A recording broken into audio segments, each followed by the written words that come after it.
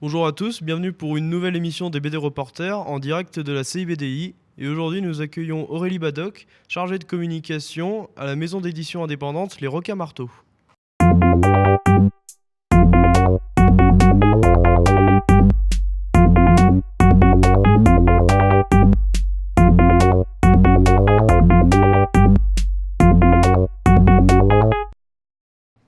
Donc bonjour Aurélie. Bonjour. Donc tout d'abord, alors entre le sarcasme, entre le mauvais goût, entre le sexe assez prononcé, quelles sont les influences des Requins Marteaux? Alors, les influences sont assez nombreuses et puis elles dépendent surtout des dessinateurs et des présidents des requins. On a d'un côté, par exemple, Vince Schuss qui va être très influencé par la BD américaine avec des revues comme Mads, etc. mais qui aussi est influencé par le professeur Choron. Voilà, ce type de revue comme Harakiri. D'accord. Et puis Charlie Hebdo, Vieille Époque, etc. Ouais. Voilà. Ok, ouais. Et alors, la vie au travail, comment se passe le rythme avec un directeur comme Francky Ballonnet? Alors, Francky n'est malheureusement plus directeur des Requins Marteaux. Ah, d'accord. Il est aujourd'hui directeur de collection de la collection BDQ. Donc, il travaille encore aux requins. Actuellement, le président des requins est Vince Schuss, voilà, qui a fait Pinocchio. Donc, alors c'est un rythme assez différent, hein. Avec Francky, c'était assez saucisson, détente et sangria. Et avec Vince Schuss, on est plus sur un côté stakhanoviste. Ok. Ok. Alors donc, tu es chargé de communication donc dans cette maison d'édition. Est-ce que tu peux nous expliquer un peu en quoi ça consiste? Alors, voilà. Alors, en général, je dis que je suis chargée de communication pour faire court. On n'est que 3 au requin, 3 salariés. Donc, du coup, je m'occupe en fait de beaucoup plus de tâches que ça. D'accord. Donc, je suis chargée de communication. Donc, par exemple, je m'occupe des réseaux sociaux, de faire la newsletter, etc., d'informer le public. Je m'occupe de la presse aussi. Cool. Donc j'envoie les services de presse, voilà, je cale les auteurs sur des interviews, etc. Mais je m'occupe aussi des relations avec le diffuseur-distributeur. Donc c'est une société qui distribue nos livres en librairie.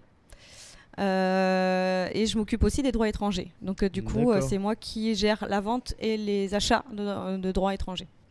Donc maison d'édition indépendante depuis 25 ans. Est-ce que l'équipe a changé? Est-ce qu'elle change régulièrement? Ou est-ce que c'est la même depuis toujours?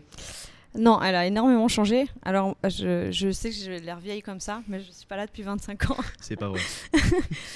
En fait, Les Requins a été créés en 91 par 3 auteurs. Donc à l'époque, c'était une association, ça l'est toujours. Aujourd'hui, les 3 auteurs étaient Marc Pichelin, Bernard Catou et Guillaume Gers. D'accord. Alors, je ne sais pas exactement combien il y a eu d'équipes, mais ça tourne quand même pas mal, hein. Moi, je suis au requin depuis 2011 et j'ai connu peut-être 3 changements d'équipe. D'accord. Et alors du coup, est-ce qu'il y a une différence entre une maison d'éditeur indépendante et une maison d'éditeur classique? Disons qu'en fait, oui, il y en a une de fait. Nous n'appartenons à aucun groupe, en fait. Donc voilà, en tant que maison d'édition indépendante, on n'appartient pas, comme peut l'être, je sais pas, Futuropolis par exemple, à Gallimard. D'accord. C'est-à-dire on n'a pas de groupe, on est indépendant. On travaille avec un diffuseur-distributeur, comme je le disais tout à l'heure, qui diffuse et distribue d'autres éditeurs. Mais effectivement, voilà, on est vraiment indépendant, on reste une association et on reste indépendant de nos choix et financièrement aussi. D'accord, ouais. Ok, d'accord. Et donc du coup, comment est-ce que vous choisissez vos projets à éditer du coup? Alors, ça se passe de plusieurs manières. On reçoit pas mal de projets par semaine, je dirais une vingtaine par semaine. Donc à nous de faire le tri parmi tout ça.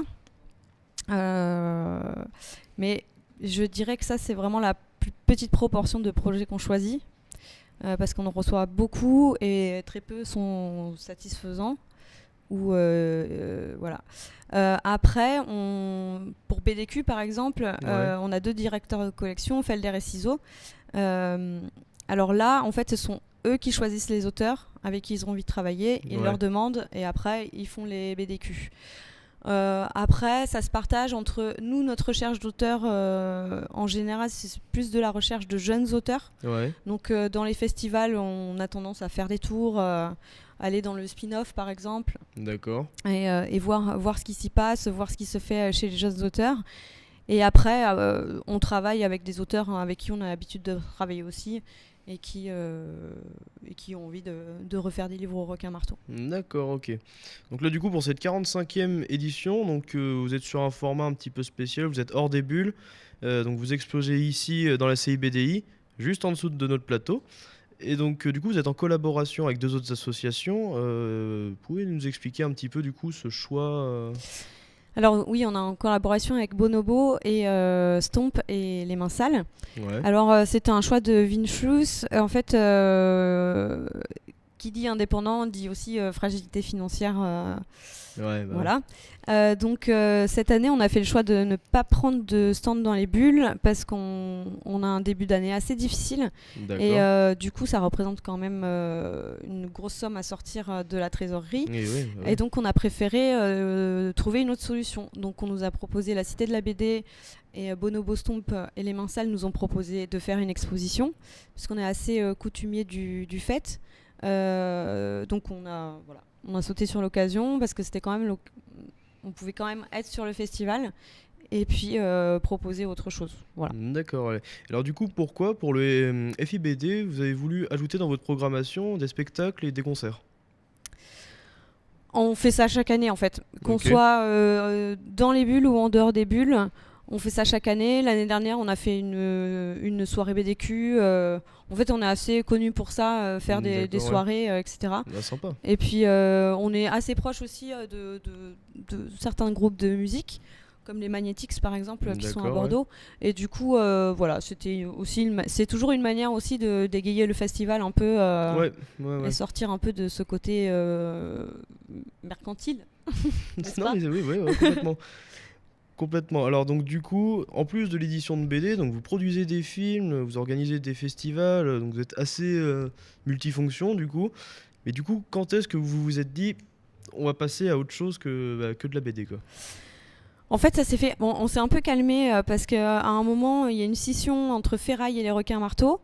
Ferraille qui aujourd'hui organise des expositions et D'accord. qui a par exemple organisé l'exposition, enfin monté l'exposition de Marion Montaigne à la médiathèque Alpha.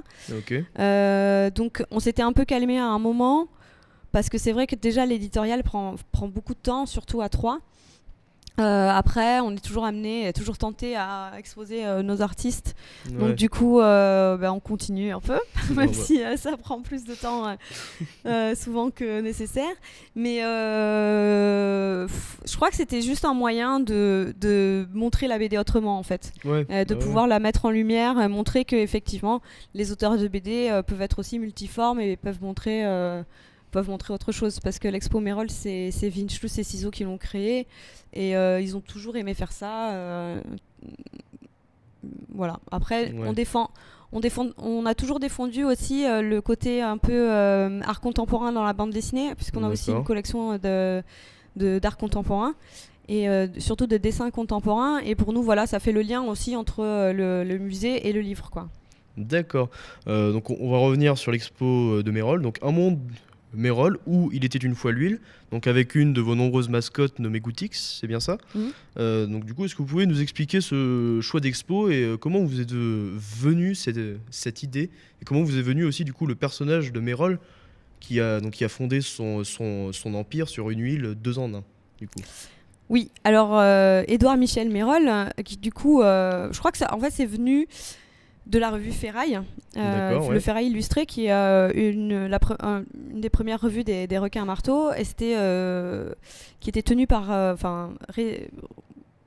qui était la rédaction? C'était Ciseaux, Felder et Vinchus encore.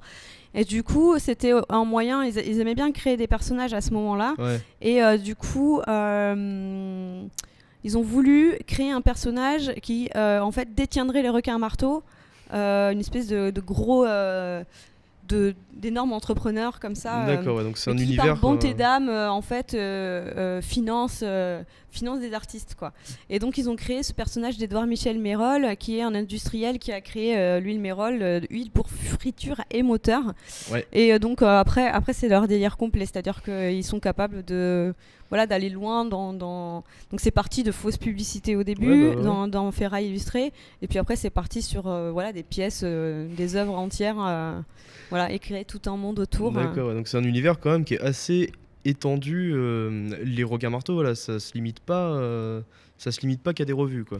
Oui, c'est ça, et puis c'est toujours une manière de créer une narration autour, une espèce de légende autour des requins-marteaux, parce qu'en fait, Édouard Michel Mérol avait mis à la tête des requins-marteaux Francky Ballonnet, et c'est de là qu'est arrivé le personnage de Francky, qui était directeur commercial des requins-marteaux. D'accord, ok. Très bien, et bah du coup, merci beaucoup Aurélie, on se voit dans un monde Mérol. Bah oui, c'est merveilleux. Et c'est merveilleux, complètement. Donc du coup, le FIBD 2018 s'achève ce soir. Et nous, on se retrouve l'an prochain pour la 46e édition. Et en attendant, buvez 5 litres d'huile par jour, c'est très important. Merci.